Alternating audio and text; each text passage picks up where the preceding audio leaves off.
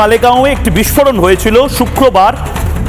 একটি মসজিদের সামনে একটি বিস্ফোরণ হয় এবং সাধ্বী প্রজ্ঞাকে এই কেসে ফাঁসিয়ে দেয় এবং তার পাশাপাশি মিলিটারি ইন্টেলিজেন্সের একজন অফিসার কর্নেল প্রসাদ পুরোহিত, এই দুজনকে ফাঁসিয়ে দেওয়া হয়, তাদেরকে মারা হয় এবং মারার পরে তাদের মুখ থেকে কিছু নাম বের করার চেষ্টা হয়। এত বছর লড়াই করার পরে আজ কোর্ট তাদেরকে বেকসুর খালাস করে দিল। এটা হিন্দুত্ববাদীদের জন্য, হিন্দুদের জন্য বিশাল বড় খবর এবং এটা নিয়ে কোনো মিনমিনে মিডিয়া কোনো কিছু করবে না। তার কারণ জানেন? কারণ তারা হয়তো স্যাফরন টেরর বা হিন্দু সন্ত্রাস এই শব্দটা, যেটা আসলে কংগ্রেসের কয়েনেজ, কংগ্রেস বা রাহুল গান্ধী, সোনিয়া গান্ধী চেয়েছিল ব্যালেন্স করতে, ভোট ব্যাংকের ব্যালেন্সিং পলিটিক্স করতে, একটা নতুন শব্দ ওই অভিধানে যুক্ত করতে।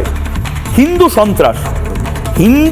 সন্ত্রাস হয় কি কাঁঠালের আমসত্ত্বের মতন, সোনার পাথর বাটির মতন গেরুয়া সন্ত্রাস হয় না। গেরুয়া বসনধারীরা কখনো সন্ত্রাসবাদী হতে পারে না এবং আজ কোর্ট আবার প্রমাণ করে দিল। সমঝোতা এক্সপ্রেসের ক্ষেত্রে প্রমাণ হয়েছে, অসীমানন্দের ক্ষেত্রে প্রমাণ হয়েছে, আজ সাধ্বী প্রজ্ঞার ক্ষেত্রে সেটাই প্রমাণ হলো। কিন্তু তাহলে আজ যখন হিন্দু সন্ত্রাস এই শব্দবন্ধটা নেই, ধ্বংস হলো,